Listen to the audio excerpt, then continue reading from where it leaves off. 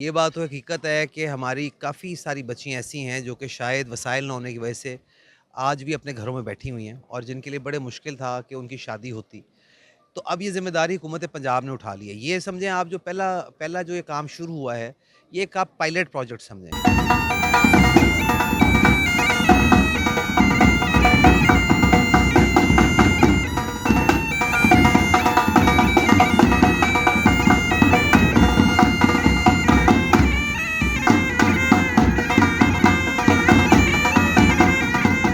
और मुझे बहुत ज़्यादा उम्मीद है कि इसका स्कोप बढ़ेगा भी और हम इंशाल्लाह पहले से और बेहतर इसको करेंगे, हम इसके अंदर और बेहतरी लेके आएँगे।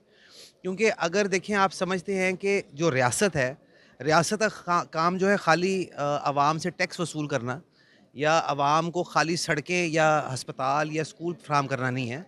मैंने पहले भी कहा कि रियासत वो जो कि माँ जैसी हो और सीएम वो जो कि माँ जैसी हो।